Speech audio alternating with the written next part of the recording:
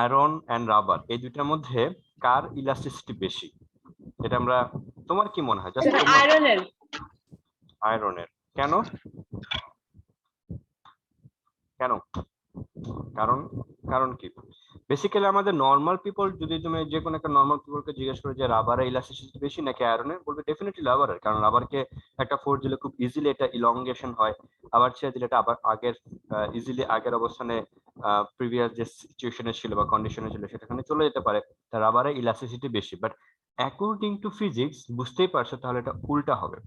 Physics বলে যেই অবজেক্টে force apply করলে ও কম চেঞ্জ হবে, তার শেপ, তার শেপের অর সাইজের চেঞ্জ হবে না, খুব খুব রেয়ার চেঞ্জ হবে, ওই অবজেক্টের ইলাস্টিসিটি হচ্ছে গিয়ে বা ইলাস্টিক প্রপার্টিস হচ্ছে গিয়ে বেশি। আমি আবার বলছি, যেই অবজেক্টকে ফোর্স অ্যাপ্লাই করলে যে ম্যাটেরিয়ালসে ফোর্স অ্যাপ্লাই করলে ম্যাটেরিয়ালস ইজিলি তার size and shape easily change হবে না, ওই অবজেক্টের ইলাস্টিসিটি হচ্ছে গিয়ে বেশি অ্যাকর্ডিং টু ফিজিক্স। ফিজিক্স যে ডেফিনেশনটা দাঁড় করেছে, মানে হচ্ছে কি তুমি একটা অবজেক্টকে ফোর্স অ্যাপ্লাই করলা, ও যদি ওই যে ফোর্সটা তুমি অ্যাপ্লাই করবা ওইটা যদি পুরোটাই যদি ও ফেরত দিয়ে দেয়, পুরোটাই হচ্ছে কি তোমার ব্যাক করে দিল, যে ফোর্স তুমি অ্যাপ্লাই করলা তার চেঞ্জ হওয়া না হয়েই সে পুরো ফোর্সটা যদি ব্যাক করে দেয়, তাহলে অ্যাকর্ডিং টু ফিজিক্স ওই অবজেক্টের হচ্ছে ইলাস্টিসিটি প্রপার্টিস বেশি হবে। এখন মনে করো আমরা এখানে একটা রাবারের রেক্ট্যাঙ্গুলার শেপ একটা কিউব দেখলাম, সরি একটা রেক্ট্যাঙ্গুলার শেপের একটা বক্স রাবারের একটা যে কোনো কিছু একটা রাখলাম, এটা হচ্ছে একটা রেক্ট্যাঙ্গুলার শেপ, এটা রাবারের, এটা হচ্ছে আর ফর রাবার, এটা আই ফর আয়রনের। এখন আমি যদি রাবারকে একটু প্রেস করি আর আয়রনকে একটু যদি প্রেস করি, কোনটা বেশি মানে দেবে যাবে, চ্যাপ্টা হয়ে যাবে কোনটা? সাথী বাংলায় যেটা বলি, কোনটা বেশি চ্যাপ্টা হবে? একই ফোর্স অ্যাপ্লাই করলাম দুইটা রাবারকে আর আয়রনকে, কোনটা বেশি চ্যাপ্টা হবে বলো? রাবার বেশি একটু দেবে যাবে, রাইট? সো ক্যান আর আয়রন কেন হচ্ছে না? কারণ আমি আয়রনকে যে ফোর্স অ্যাপ্লাই করেছি তার ম্যাক্সিমাম ফোর্সটা পুরোটাই হচ্ছে কি ও ফেরত দিয়ে দিচ্ছে, যে আমি এই ফোর্সে আমার কিছু হবে না, তুমি নিয়ে যাও। আর রাবারকে দিলাম, ও হচ্ছে যে ফোর্স অ্যাপ্লাই করলাম তার কিছু একটা তার ফোর্স, আমি যে ফোর্স অ্যাপ্লাই করলাম এই ফোর্স দিয়ে ওকে আমি কি তার শেপের একটু চেঞ্জ করতে পারলাম। ওকে, যেমন আমি যদি এই রাবারকে এই পাশ থেকে একটা ফোর্স অ্যাপ্লাই করি, দুই পাশ থেকে যদি ধরে একটা ফোর্স অ্যাপ্লাই করি, তাহলে এটা দেখতে কি রকম হয়ে যাবে? দেখতে অনেকটা এরকম হয়ে যাবে না? এটা দেখতে এরকম হয়ে যাবে। আর আয়রনকে যদি একটা ফোর্স অ্যাপ্লাই করি, এটা কি হবে না? কোনো চেঞ্জ হবে না, হবে? হবে না। তো কি বললাম, according to physics elasticity definition হচ্ছে এরকম যে যেই অবজেক্টে তুমি আমরা ফোর্স অ্যাপ্লাই করলে ম্যাক্সিমাম ফোর্সটাই হচ্ছে গিয়ে ও ব্যাক করে দেয় তার উইদাউট এনি চেঞ্জিং, ওই অবজেক্টের হচ্ছে গিয়ে ইলাস্টিসিটি হচ্ছে গিয়ে বেশি। এখন রাবারকে আমি ফোর্স অ্যাপ্লাই করলাম, রাবারের হচ্ছে গিয়ে চেঞ্জ হলো, আয়রনের চেঞ্জ হবে না, তার শেপের আর সাইজে যদি চেঞ্জ না হয়, তাহলে আমি বলবো আয়রনের ইলাস্টিসিটি রাবার থেকে কি হবে? বেশি হবে। ওকে, এটা এটা মানে এই না যে যেই অবজেক্টে নরম ওই অবজেক্টের ইলাস্টিসিটি কম, বা যে অবজেক্ট একটু হার্ড ওই অবজেক্টের ইলাস্টিসিটি বেশি, ব্যাপারটা এরকমও না, ঠিক আছে? যেটার হচ্ছে গিয়ে শেপ আর একই ফোর্স অ্যাপ্লাই করলে যেই অবজেক্টের শেপ এন্ড সাইজ কম চেঞ্জ হবে, ওই অবজেক্টের ইলাস্টিসিটি হবে গিয়ে কি বেশি হবে। বুঝতে পেরেছো? আচ্ছা, তোমাদেরকে আরেক, এখন তুমি আমাদের বেসিক্যালি এক্সাম্পল আসছে যে এরকম যে ম্যাথমেটিক্সটা একটা অ্যারেঞ্জ করে দিবে, ওরা আমাদেরকে জিজ্ঞেস করবে ক্যালকুলেশনে যে এই দুইটা অবজেক্টের মধ্যে কোনটার ইলাস্টিসিটি বেশি হবে, আমাকে ক্যালকুলেশন করে ফাইন্ড আউট করতে হবে। আচ্ছা, লাস্ট ক্লাসে আমরা দেখো তো এটা পড়েছিলাম কিনা, ওয়াই ইকুয়ালস টু হচ্ছে গিয়ে স্ট্রেস ডিভাইডেড বাই স্ট্রেইন, এটা কি পড়েছিলাম মনে পড়ে লাস্ট ক্লাসে? y equals to longitudinal stress, এটা L for longitudinal stress and longitudinal strain, right? পড়েছিলাম নাকি পড়েছিলাম না, বাকি পড়িনি? এটা কিন্তু লাস্ট ক্লাস আমরা দেখে এসেছি। এখন আমরা লংগিটিউডিনাল স্ট্রেইন, আমরা স্ট্রেস আমরা কি পড়েছিলাম? এটা পড়েছিলাম F ডিভাইডেড বাই A। আর লংগিটিউডিনাল স্ট্রেইন আমরা কি পড়েছিলাম বলতো? আমরা পড়েছি এরকম যে আমরা একটা ওয়্যার নিয়েছি, এই ওয়্যারের হচ্ছে গিয়ে বেসিক্যাল শুরুতে তার লেন্থ ছিল ক্যাপিটাল এল, এই ওয়্যারের উপর যদি আমি একটা ফোর্স অ্যাপ্লাই করি, এখান দিয়ে একটা কোনো কিছু এভাবে টান দেই, তাহলে এই ওয়্যারটা কি হবে, একটু লম্বা হবে। ঠিক আছে, এরকম একটু লম্বা হয়ে গেল। এখন যে কতটুকু লম্বা হয়ে যাবে সেটাকে আমি স্মল এল দিয়ে এক্সপ্রেস করেছিলাম, এন্ড লংগের জন্য স্ট্রেন কত হবে, স্মল এল ডিভাইডেড বাই কি ক্যাপিটাল এল হয়ে থাকে, রাইট? হ্যাঁ, এখন মনে করো এটা হচ্ছে গিয়ে রাবার। আমি রাবার এন্ড আয়রন দুইটাই হচ্ছে একই শেপের দুইটা ওয়্যার নিলাম। একটা ওয়্যার হচ্ছে কি আমি রাবার দিয়ে ফর্ম মেড করেছি, one rubber is made of iron, one wire is made of rubber and one wire is made of iron. এইখানে আমি রাবার দিয়ে, এইটা হচ্ছে রাবারকে যদি ফোর্স অ্যাপ্লাই করি, এটা হচ্ছে এল অ্যামাউন্ট অফ L1, হচ্ছে কি L1 লম্বা হলো। এখন আমি আরেকটা ওয়্যার নিব, সেটা হচ্ছে গিয়ে আয়রনের। এখন বলো তো একই ফোর্স অ্যাপ্লাই করলে রাবার বেশি লম্বা হবে আর ইলংগেশন কোনটার বেশি হবে, রাবারের নাকি আয়রনের? রাবারের। রাবারের হবে। তাহলে আয়রন কি আরেকটু নিচে, এই লেভেল থেকে একটু নিচে নামবো না এই লেভেল থেকে উপরে থাকবে?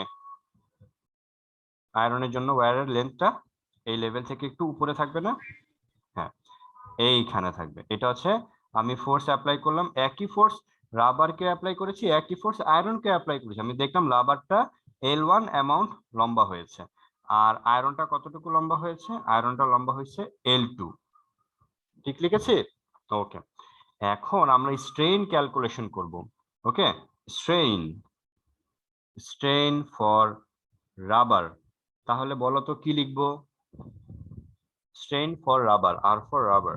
স্ট্রেইন ফর রাবারের জন্য কি লিখবো বলো তো? এটা ডায়াগ্রাম দেখে বলো। L1 by A. L1 by capital L, perfect. L1 by capital L. আর আমি স্ট্রেইন ফর আয়রনের জন্য কি লিখবো বলো তো? L2 by capital L, right? Perfect. আমরা ডায়াগ্রাম থেকে কোন দেখতে পাচ্ছি, L1 গ্রেটার নাকি L2 গ্রেটার? কোনটা গ্রেটার? কোনটা? L1. L1। এখন ম্যাথমেটিক্সটা দেখো, L1 is greater than L2, আমি ডায়াগ্রাম থেকে দেখতে পাচ্ছি। এখন দুইটাকে ক্যাপিটাল এল দিয়ে ডিভাইড করে দাও, ক্যাপিটাল এল দিয়ে ডিভাইড করে দাও। ক্যাপিটাল এল দিয়ে যদি ডিভাইড করি তাহলে এটা কত হবে, L1 বাই ক্যাপিটাল এল। আর গ্রেটার দেন এটা কত হবে, L2 ডিভাইডেড বাই ক্যাপিটাল এল।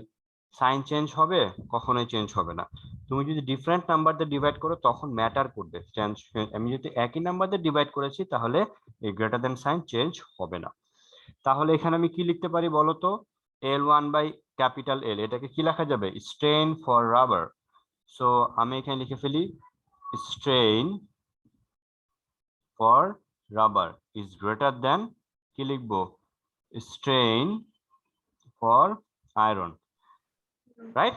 তাহলে রাবারের, যেহেতু রাবারটা বেশি লম্বা হয়েছে, তাহলে অ্যাকর্ডিং টু ফিজিক্স ইলাস্টিসিটি কার বেশি হবে, রাবারের হবে না আয়রনের? বলো, ডায়াগ্রাম দেখে বলো। রাবারটা বেশি লম্বা হয়েছে, আয়রনটা অল্প লম্বা হয়েছে, তাহলে অ্যাকর্ডিং টু ফিজিক্স ইলাস্টিসিটি কার বেশি হবে, রাবারের নাকি আয়রনের? অ্যাকর্ডিং টু ফিজিক্স কার হবে, আয়রনের হবে। কেন? কারণ আয়রন কম, তার সাইজের চেঞ্জ কম হয়েছে। যে অবজেক্টের সাইজের চেঞ্জ কম হবে ওই অবজেক্টে ইলাস্টিসিটি বেশি হবে। তাহলে অ্যাকর্ডিং টু ডেফিনেশন মতে আমি লিখতে পারছি আয়রনের ইলাস্টিসিটি বেশি হবে কার থেকে, রাবার থেকে। এটা হচ্ছে ডেফিনেশন থেকে আমরা পড়েছি। এখন ম্যাথমেটিক্স দিয়ে আমি জানার ট্রাই করতেছি। ম্যাথমেটিক্সটাকে আমি দেখলাম স্ট্রেনটা কার বেশি, রাবারের বেশি, স্ট্রেনটা কার, আয়রনের কম। তার মানে ম্যাথমেটিক্স আমাকে বলছে যে যেই অবজেক্টের ইলাস্টিসিটি বেশি হবে, যেই অবজেক্টের, এ দেখো ইলাস্টিসিটি যেই অবজেক্টের বেশি হবে ওই অবজেক্টের স্ট্রেন কি হবে, কম হবে। বুঝতে পেরেছো ম্যাথমেটিক্সটা? যে অবজেক্টের, দেখো ইলাস্টিসিটি অফ আয়রন কি ইজ গ্রেটার দেন রাবার, রাবারের, আয়রনের ইলাস্টিসিটি রাবার থেকে বেশি, কিন্তু আয়রনের স্ট্রেন রাবার থেকে কি হবে, কম হবে। তাহলে তোমাকে যদি ক্যালকুলেশন করতে বলে, একটা ডেটা দিয়ে দিবে, অনেকগুলো ম্যাথমেটিক্স দিয়ে দিবে, ম্যাথমেটিক্স কয়েকজন ইনফরমেশন দিয়ে দিবে, তোমাকে বলবে যে রাবার অ্যান্ড আয়রন এই দুটো অবজেক্টের মধ্যে ইলাস্টিসিটি কার বেশি। তুমি এটা কিভাবে ক্যালকুলেশন করবা, তুমি কি করবা, স্ট্রেন ক্যালকুলেশন করার ট্রাই করবা। তুমি দেখবা যে যেই অবজেক্টের স্ট্রেন কম ওই অবজেক্টের ইলাস্টিসিটি কি হবে বেশি। বুঝতে পেরেছো? মনে থাকবে? জি ওকে, এখন আমরা নেক্সট লাইনটা দেখো, এই নেক্সট লাইনটা আমি এই পাশে লিখতেছি, ঠিক আছে? নেক্সট লাইন, স্ট্রেনকে আমি স্ট্রেন পেয়েছি, রাইট? এখন আমরা কি করব, এটাকে রেসিপ্রোকাল করে দিব, এটাকে উল্টে দিব। তাহলে এটা উল্টে দিলে কি হবে বলো তো? 1/strain ফর রাবার, আর এটাকে উল্টে দিলে কি হবে? 1/strain ফর কি হবে? আয়রন। এখন বলো তো এই সাইন কি এরকমই থাকবে নাকি লেস দেন হয়ে যাবে? কি হবে? এটাই থাকবে? এটা থাকবে না, এটা হচ্ছে সাইন চেঞ্জ হয়ে যাবে। ঠিক আছে, এটা আমরা ম্যাথমেটিক্সে দেখে এসেছো। এখন তুমি এখানে রাবারের যে ওয়্যার ছিল, আয়রনের যে ওয়্যার ছিল, শুরুতেই তারা একই লেন্থের ছিল, দুইটা ওয়্যারকে তুমি একই ফোর্স অ্যাপ্লাই করেছো, একই তার ক্রস সেকশনাল এরিয়া ছিল, তাহলে তার স্ট্রেস তো একই রকমই ছিল।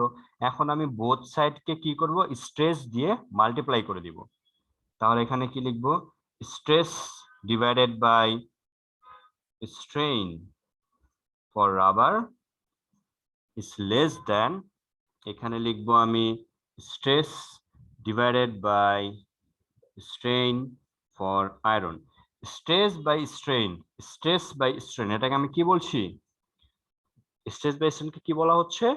Young young modulus. modulus. তাহলে এটাকে আমি কি লিখতে পারি? ইয়ং মডুলাস ফর রাবার, আর এখানে কি হবে? Young modulus for iron, right? আয়রনে young modulus কি আসছে? রাবার থেকে বেশি আসে। তাহলে এই দুইটা ম্যাথমেটিক্স আমাদেরকে বলতে চাচ্ছে যে যেই অবজেক্টের ওয়াই এর ভ্যালু বেশি, এখানে আমি ডায়াগ্রাম, এখানে এই লাইন থেকে দেখতে পাচ্ছি আয়রনের ইলাস্টিসিটি বেশি, এন্ড আয়রনের ওয়াই এর ভ্যালু বেশি, বাট আয়রনের স্ট্রেস কম, রাইট? তার মানে যেই অবজেক্ট, মনোযোগ দিয়ে শুনে রাখো, যেই অবজেক্টের স্ট্রেস কম ওই অবজেক্টের ইলাস্টিসিটি বেশি হবে, এন্ড যেই অবজেক্টের ওয়াই এর ভ্যালু বেশি ওই অবজেক্টের ইলাস্টিসিটি বেশি হবে। সো আমাদের যদি কখনো ম্যাথমেটিক্স করে ক্যালকুলেশন করতে বলে, কম্পেয়ার করতে বলবে, যে তোমাকে দুইটা ওয়্যার দিবে, একটা হচ্ছে স্টিলের আর একটা হচ্ছে কপারের, স্টিলের ওয়্যার দিবে আর একটা হচ্ছে কপারের ওয়্যার দিবে, তোমাকে বলবে যে steel and copper between these two wires which one have more elastic properties, তো তুমি কি ক্যালকুলেশন করবা? তুমি দেখবা স্টিলের জন্য ওয়াই এর ভ্যালু বেশি হবে নাকি কপারের জন্য ওয়াই এর ভ্যালু বেশি হবে। যেই ওয়্যারের জন্য ওয়াই এর ভ্যালু বেশি হবে ওই ওয়্যারের কি হবে? ইলাস্টিসিটি বেশি হবে। বুঝতে পেরেছি আমরা? মনে থাকবে? তো আমি এই দুটো ইনফরমেশন ভালো মতো পড়লাম, এখন এই দুটো ইনফরমেশন একটু নিজের মতো করে বাংলায় লিখে দিই, কি বলো? বাংলায় তো লিখবো না, আর কি মিলে একটু মিক্স ল্যাঙ্গুয়েজে লিখে দিই, ঠিক আছে?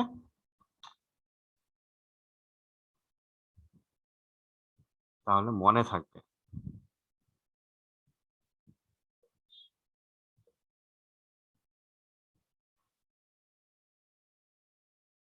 যে ম্যাটেরিয়ালস এর স্ট্রেন কম তার ইলাস্টিসিটি কি হবে? বেশি না কম হবে? কি লিখবো? যে ম্যাটেরিয়ালস এর স্ট্রেন কম তার ইলাস্টিসিটি কি লিখবো? বেশি লিখবো না কম লিখবো? বেশি লিখবো। Great, perfect. আরেকটা ইনফরমেশন আমরা কি পড়লাম? যেই ম্যাটেরিয়ালস এর ইয়ং মডুলাস, ইয়ংস মডুলাস বেশি, তার ইলাস্টিসিটি কি হবে? বেশি না কম? ডেফিনেটলি বেশি। তার মানে দুইটা অবজেক্টের মধ্যে আমরা যদি ইলাস্টিসিটি ক্যালকুলেশন করতে চাই তাহলে আমরা কি ক্যালকুলেশন করব? আইদার স্ট্রেন ক্যালকুলেশন করব অথবা কি ক্যালকুলেশন করব? Young modulus. মনে থাকবে? বুঝতে পেরেছো? Yes, sir. ওকে, এই ইনফরমেশন দিয়ে তোমাদের আমি একটা এক্সাম্পল দেখাচ্ছি। আমার এখানে যে বোর্ডটা দেখতে পাচ্ছ, এই বোর্ডটা কিভাবে কানেক্ট করেছি সেটা একটু দেখাই। দেখতে পাচ্ছ দুইটা ওয়্যার আছে, রাইট? কয়টা ওয়্যার দেখতে পাচ্ছ? দুইটা ওয়্যার। এই যে এটা একটা, আরেকটা সেটা একটা, এটা ইন্টারনেটের ওয়্যার, ওটা বাদ দাও। এটা একটা ওয়্যার, এটা একটা ওয়্যার। এই দুইটা ওয়্যার হচ্ছে স্টিল দিয়ে তৈরি। ওকে, স্টিল দিয়ে আমি স্ক্রু দিয়ে পেঁচিয়ে উপর থেকে জানালা থেকে, উপরের জানালা আছে ভেন্টিলেটর থেকে ঝুলিয়ে রেখেছি। এখন এই দুইটা ওয়্যার যদি আমি রাবার দিয়ে আমরা তোমাদের খাতাগুলো যে বাইন্ডিং করে রাবার, ওই রাবার দিয়ে যদি আমি এটা যদি রাবার দিয়ে যদি ঝুলিয়ে দিতাম তাহলে কি হইতো ঘটনা বলো তো? ছিঁড়ে পড়ে যেত। এটা আরো নিচে নেমে যেত। ধরো ছিঁড়লো না, সাপোজ তুমি একটু ভালো মানের রাবার নিয়ে কাজ করছো, মনে করো ছিঁড়বে না, তাহলে কি হতো? আমি বোর্ডটা এখানে ঝুলানোর পর এটা কি ডে বাই ডে কেটে নিচে নামতে নিচে থাকতো না? নেমে যেত। একসময় নিচে জি নেমে স্যার। নিচে নামতে থাকতো। কিন্তু স্টিলের হওয়াতে এটা কিন্তু নিচে নামছে না। এটাই আমাকে বুঝাচ্ছে যে স্টিলের ইলাস্টিসিটি বেশি আর রাবারের ইলাস্টিসিটি কম। এখন তোমরা বান্দরবানে নিশ্চয়ই গিয়েছো। বান্দরবানে একটা কি ঝুলন্ত ব্রিজ আছে না? যারা গিয়েছো দেখেছো বা উঠেছো বটে। জি স্যার। তো বান্দরবানে যে ঝুলন্ত ব্রিজ, ওটার কনসেপ্টটা কিভাবে করে করা হয়েছে সেটা একটু বলি। বান্দরবানে যে ঝুলন্ত, এইটা হচ্ছে বিশাল আকৃতির ব্রিজ। এরকম একটা কনস্ট্রাকশন আছে না? এখান থেকে অনেকগুলা ওয়্যার এসে এই মাথাকে ধরে রেখেছে, আবার এখান থেকে অনেকগুলা ওয়্যার এসে ব্রিজের এই মাথাকে ধরে রেখেছে, রাইট? কোনো কিছু পিলার নাই, একটাই পিলার না ব্রিজের, এরকম একটাই পিলার কিন্তু, আর নিচে কি আছে? ওয়াটার আছে। ঠিক আছে, এটা হচ্ছে কি আমাদের রোড টোড। ওকে, এটা হচ্ছে ওয়াটার। এখন কি করা হয়, এই ব্রিজের যে এটা মেইন পিলার, এই মেইন পিলার থেকে এখান থেকে অনেকগুলো সুতা বের হয়, থ্রেড বের হয়ে ব্রিজের এই প্লেটটাকে ধরে রেখেছে। আর এখান থেকে অনেকগুলো সুতা বেঁধে এই প্লেটটাকে ধরে রেখেছে, এন্ড এইখানে একটা জয়েনিং আছে। এখন ওরা যে সুতা দিয়ে বা যে থ্রেড দিয়ে ধরে রেখেছে, এই থ্রেড যদি তোমার রাবার দিয়ে তৈরি করা হইতো আর বেসিক কটন দিয়ে তৈরি করা হইতো, তাহলে কি হইতো? এখানে যখন কোনো একটা মানুষ বা অসংখ্য মানুষ যখন এখানে দাঁড়াবে, তখন এটা কি হইতো? এই ব্রিজটা নিচের দিকে একটা প্রেসার দিত। নিচের দিকে প্রেসার দিলে কি হয়? এটা কি এইখানে থ্রেড গুলা কি বেশি টান টান হয়ে যাবে না? এক সময় কি যদি ইলাস্টিসিটি যদি কম হয়, তাহলে কি হবে? এটা বেশি লম্বা হয়ে যাবে। লম্বা হয়ে কি হবে? এই ব্রিজটা এরকম সোজা না থেকে ব্রিজটা এরকম ঝুলে যাবে, এক সময় ছিঁড়ে যাওয়ার একটা চান্স থাকে, রাইট? বাট এইখানে যে ওয়্যার গুলা, এগুলা তোমরা দেখবা যদি আরেকবার নেক্সটে যাও, দেখবা এইখানে যে ওয়্যার গুলো ওরা কানেক্ট করেছে, এটা হচ্ছে made of steel and made of iron or made of copper. এই তিনটা থেকে যে কোনো একটা হয়েছে। কারণ এখানে যখন সবাই যখন হেঁটে যাবে, তখন একটা প্রেসার দিবে, এন্ড এইখানে যে ওয়্যার, প্রেসার দিলে কি হবে? ওয়্যারটা এটাকে ধরে রাখা ট্রাই করবে। এটাকে ধরে রাখা ট্রাই করলে কি হবে? এটা এটা যখন প্রেসার ক্রিয়েট করবে, তখন এটা লম্বা কম লেন্থে বাড়বে। কম লেন্থে বাড়লে কি হবে? এটা ফ্ল্যাট থাকার একটা টেন্ডেন্সি থাকবে। বুঝতে পেরেছো? এখন যারা ইঞ্জিনিয়াররা যখন এই ব্রিজটা কনস্ট্রাকশনে গিয়েছিল, তারা এখানে স্টিল দিবে, আয়রন দিবে নাকি কপার দিবে, এইগুলা নিয়ে তারা প্রথমে গবেষণা করেছে, কাজ করেছে। কার জন্য ওয়্যার ভ্যালু বেশি, যার জন্য ওয়্যার ভ্যালু সবচেয়ে বেশি, ওইটা নিয়ে কাজ করতে হবে। তখন কেন? কারণ সেক্ষেত্রে ব্রিজটা ঝুলে যাবে না। বুঝতে পেরেছো? এগুলা নিয়ে কাজ করে তারপর এই সবকিছু তৈরি করা হয়। ক্লিয়ার? তো তোমরা যখন এগুলা পরবর্তী যখন সিভিল ইঞ্জিনিয়ারিং আর মেকানিক্যাল ইঞ্জিনিয়ারিং পড়বা ইন ফিউচার, তখন এগুলো তোমাদেরকে অনেক বেশি হেল্প করবে। বুঝা গেছে? জি স্যার। ওকে, এই হচ্ছে গিয়ে আমাদের ক্যালকুলেশন গুলা। আমরা আজকে এই টপিকসটা, যেটা লাস্ট ক্লাসে আমরা পড়তে পারিনি, এটা আজকে আমরা একটু দেখে নিলাম। তো এই হচ্ছে গিয়ে আমাদের ক্যালকুলেশন। এখন আমরা আজকে যেটা পড়বো, আরেকটা টার্ম পড়বো, সেটা হচ্ছে গিয়ে পয়সনস। আমরা কিছু ম্যাথ করবো। ম্যাথ করার আগে আমরা একটা ম্যাথ করে আসি, কারণ ম্যাথ না করলে আসলে বোঝা যাবে না। ওকে, ম্যাথ আমাদের সাথে শেয়ার স্ক্রিনে যাচ্ছি, একটা ম্যাথটা করি আমরা। ওকে, এটা না,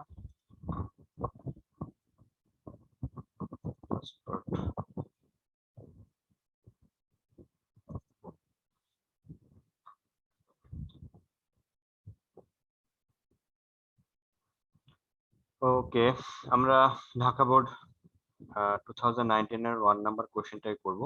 এখানে এই চ্যাপ্টারের অসংখ্য কোশ্চেন আছে, আমি বলে দেব কোনটাকে করতে হবে কোনটা বাদ দিতে হবে, ঠিক আছে? এখানে নাম্বার 1 নাম্বার যে কোশ্চেন দেখতে পাচ্ছেন, to take two wires of different materials, একটা ম্যাট এ এন্ড বি, দুইটা ম্যাট এ এন্ড বি হচ্ছে দুইটা ওয়্যার, একটা হচ্ছে এ ওয়্যার একটা হচ্ছে B wire, length is 200 centimetre. এখানে এ ওয়্যারের লেন্থ হচ্ছে 200 সেন্টিমিটার আর বি ওয়্যারের লেন্থ হচ্ছে 200 centimetre. Okay, area of cross section হচ্ছে 1 মিলিমিটার স্কয়ার, এটাকে মিটারে নিতে হবে, millimetre square. 10 kg of mass is hanging both of the wires. For this reason, length increase for a wire is 7%. For a wire, এটা হচ্ছে গিয়ে capital A হবে। For a wire is 7% and B wire is 8%. আচ্ছা, এই information থেকে বলো দেখি কোন ওয়্যারের ইলাস্টিসিটি বেশি হবে? এই ইনফরমেশন থেকে কে বলতে পারবে কোন ওয়্যারে ইলাস্টিসিটি বেশি হবে? বলো তো, এ নাকি বি? স্যার এ। এ আমাকে জিজ্ঞেস করছো নাকি অ্যানসার দিছো? বলো। না স্যার, মনে হচ্ছে এই। এ কারণ হবে, exactly, perfect perfect, thank you. এ বলেছো কেন? তুমি কিভাবে বুঝেছো? আই থিংক তুমি এভাবে বুঝেছো যে এ ওয়্যারের লেন্থ কম বাড়বে, রাইট? আর এ ওয়্যারের Yes, লেন্থ sir. কম বাড়লে তার স্ট্রেন কম হবে, স্ট্রেন যার কম হবে তার ওয়্যার ভ্যালু বেশি হবে, আর যার ওয়্যার ভ্যালু বেশি তার ইলাস্টিসিটি বেশি হবে, রাইট? তুমি আই থিংক তুমি এভাবে ক্যালকুলেশন করেছো, Yes, and sir. You are correct, perfect. আরো হয়তো বা কয়েকজন অ্যান্সার দিতে চাচ্ছিল, তাদের এভাবে চিন্তা করছিলে, তাদেরটাও হয়তো বা কারেক্ট হয়েছে। আমাদেরকে নাম্বার এ ক্যালকুলেশন করতে হবে, how much potential energy of B wire per unit volume. এখন এই যে পোটেনশিয়াল এনার্জিটা ক্যালকুলেশন তোমাদের সিলেবাস থেকে এটা বাদ দিয়ে দিয়েছে, ঠিক আছে? একটা ওয়্যারকে টানলে এটা কতটুকু তার মধ্যে পোটেনশিয়াল এনার্জি স্টোর হবে, এটা তোমাদের সিলেবাস থেকে বাদ দিয়েছে, তাই আমরা এ নাম্বারটা করব না, আমরা বি নাম্বারটা করব। Analyze mathematically according to the stem the relation between Young modulus and increasing length by applying equal force on the body. ওকে, আমরা কি করছি, ইয়াং মডুলাস এন্ড ইয়াং মডুলাসের মধ্যে কি করব, আমরা একটা রিলেশন ফাইন্ড আউট করার চেষ্টা করব। কোশ্চেন নাম্বার বিটা এরকমও হতে পারতো যে which where is more elastic, এভাবেও থাকতে পারে কোশ্চেনটা, বুঝতে পেরেছো? বি নাম্বার কোশ্চেনটা এভাবেও থাকতে পারে। এখন এই 1 নাম্বার কোশ্চেনটা তোমরা কি করতে পারবে? এখন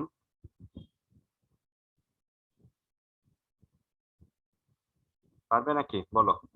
বলো তো, এখানে আমি যদি এ ওয়্যার নিয়ে কাজ করি, ঠিক আছে, এ ওয়্যারের জন্য ক্যাপিটাল এল এর ভ্যালু কত? মুখে মুখে বলি, এ ওয়্যারের জন্য ক্যাপিটাল এল কত হবে? এ ওয়্যারের জন্য ক্যাপিটাল এল কত হবে বলতে পারবা? কেউ বলে না। 2 মিটার। 200 centimetre or 2 metre. আর ক্যাপিটাল এল পেয়ে গেছো। আর ক্রস সেকশনাল এরিয়া এর ভ্যালু হচ্ছে 1 মিলিমিটার স্কয়ার। ক্রস সেকশনাল লিখে ফেলো, ক্যাপিটাল এল হচ্ছে 200 সেন্টিমিটার, ক্যাপিটাল এ হচ্ছে 1 millimetre square, and F equals to হচ্ছে এমজি হবে, F equals to M G. M হচ্ছে 10 কেজি, জি হচ্ছে 9.8। জাস্ট আমাকে এল বের করতে হবে, স্মল এল ক্যালকুলেশন করতে হবে, তারপরে আমাদের দেখবা ম্যাথ সলভ হয়ে গেছে। আই থিংক তোমরা লিখে ফেলেছো, আমি হচ্ছে ম্যাথটা একটু দেখা দিচ্ছি। তো তোমরা এই 1 নাম্বার কোশ্চেনটা কিভাবে সলভ করবা? তুমি দেখতে পাচ্ছ both wire will have same length and which is 200 centimetre, that means লিখবা 2 মিটার। ক্যাপিটাল এ হচ্ছে গিয়ে কত? 1 মিলিমিটার স্কয়ার। বলো তো এটাকে মিটার স্কয়ার গেলে কি করতে হবে? এটাকে মিটার স্কয়ার গেলে কি করতে হবে? মিলিমিটার থেকে যখন আমরা মিটারে যাই আমরা কি করি? 1000 দিয়ে ডিভাইড করি। তাহলে এখানে 1000 দিয়ে কি করতে হবে? দুইবার ডিভাইড করতে হবে। দ্যাট মিন্স 1000 দিয়ে স্কয়ার দিয়ে ডিভাইড করতে হবে। বুঝতে পেরেছো? ওকে, এটা তাহলে কত হবে? 1 ইন্টু 10 ইনভার্স 6 মিটার স্কয়ার। না বুঝতে পারলে জিজ্ঞেস করবা, ঠিক আছে? না বুঝতে পারলে আমাকে অবশ্যই বলবা যে এখান থেকে আরেকবার বলতে হবে। এন্ড এফ ইকুয়ালস টু কত? এফটা হচ্ছে তার ওয়েটের ইকুয়াল হবে। কত ওয়েট? আমি যে ওয়েটটা অ্যাড করেছি 10 KG, 10 into 9.8, that means 98 Newton. and what about LA? LA কত? 7%. কি লিখবো? 7% of 2 মিটার। তাহলে কত হবে? 7/100 into 2, ব্র্যাকেট দিয়ে মিটার লিখবা, এখানে লিখে ফেলবা। and LB কত হবে? 8% of 2 মিটার, এটা কত হবে? 8/100 into 2 divided by m। তাহলে আমরা লিখে ফেলি এখানে কত হবে? এখানে হবে 7/50 আর এখানে হবে কত? 8/50। আমরা পরে এটা দিয়েও ডিভাইড করা যাবে, বাট আমরা একটু পরে করব। কেন? কারণ আমাদের দেখবা অনেক সুবিধা আছে। তাহলে আমাদের কি লিংক শেষ হয়ে গেছে? না মনে হয়। তাহলে আমাদের y এর ভ্যালু কত? আমি আপাতত আমাদের লিখে দিচ্ছি। y এর ভ্যালু হচ্ছে গিয়ে কত? f capital L a small l। তাহলে এখানে সবার ভ্যালু তো একই রকম, তাহলে এখানে y a লিখলে এখানে স্মল a হবে, and y b লিখলে কি হবে বলো তো? f capital L a l b। এটাকে দিয়ে রাখো ইকুয়েশন নাম্বার 1, এটাকে দিয়ে রাখো ইকুয়েশন নাম্বার 2। এখন 1 ডিভাইডেড বাই যদি 2 করে দেই তাহলে কি হবে বলো তো? y a divided by y b। এই যে f f cancel, l l cancel, a a cancel, তাহলে এখানে কি হবে? এখানে হবে small l b small l a, কারণ y এর সাথে স্মল l হচ্ছে ইনভার্স রিলেশন, এই কারণে ইনভার্সলি আসছে। এখন দেখো LB এর ভ্যালু কত? 8/50, এটা হবে কত? 8 ডিভাইডেড বাই 50, আর এটা হবে 7 ডিভাইডেড বাই 50। এই দেখো 50 ক্যান্সেল, তাহলে কত হবে? 8/7। 8/7 এই ভ্যালুটা কি 1 থেকে বড়, তাহলে আমি লিখবো ইজ গ্রেটার দেন 1। এখন যদি ক্রস করে দেই এই 1 YB টা 1 এর সাথে মাল্টিপ্লাই হয়ে যাবে, তাহলে এটা হয়ে যাবে কি? YA is greater than YB। এই যে তোমরা বলেছিলে শুরুতে যে এ ওয়্যারের ইলাস্টিসিটি বেশি, ম্যাথমেটিক্যালি আমরা দেখতে পেলাম এ ওয়্যারের ইলাস্টিসিটি বেশি হবে। কি ম্যাথটা কি সহজ না? জি স্যার। খুবই ইজি একটা ম্যাথমেটিক্স, যেটা আমরা খুব সুন্দর মতো এটা সলভ করতে পেরেছি। সো এই চ্যাপ্টারে এই ওয়াই নিয়ে মূলত বাকি সব ক্যালকুলেশন গুলা হয়ে থাকে। ঠিক আছে, বাকি ক্যালকুলেশন গুলো আসবে। আর আমার ওয়াইটা হচ্ছে ইয়ং মডুলাস। আর আমাদের যদি কখনো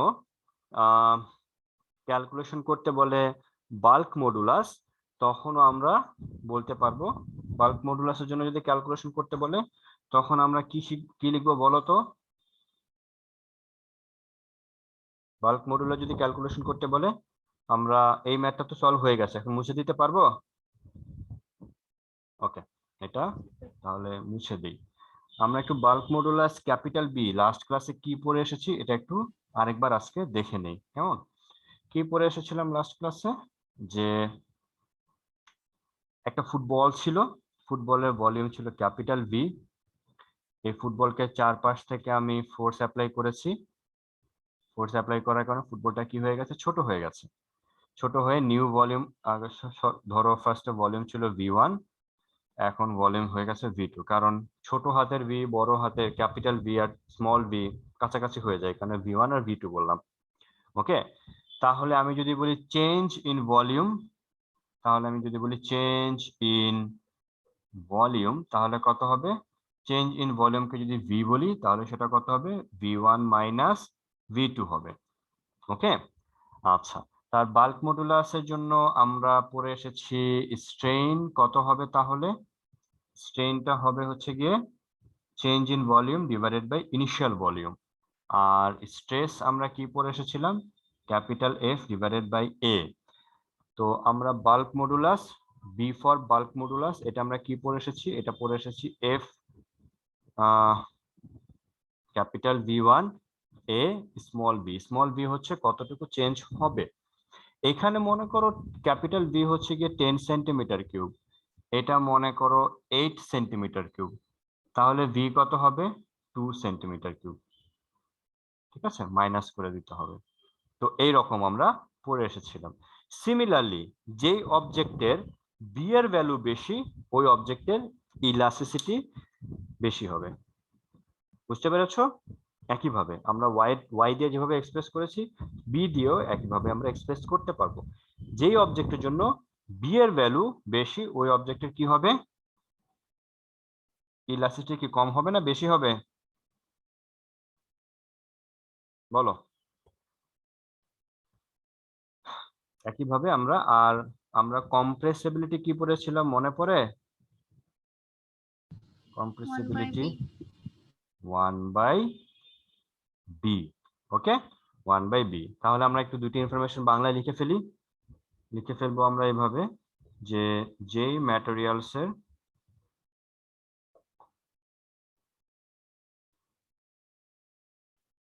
বাল্ক মডুলাস বেশি তার ইলাস্টিসিটি কি হবে, বেশি হবে, রাইট? আর যেই ম্যাটেরিয়ালস এর কম্প্রেসিবিলিটি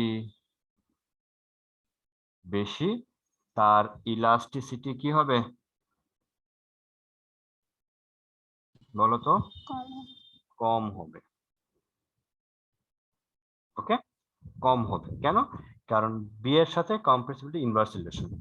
মাঝে মাঝে আমাদের কোশ্চেন এরকম হবে যে বলবে যে which materials is more elastic, find by calculating their compressibility.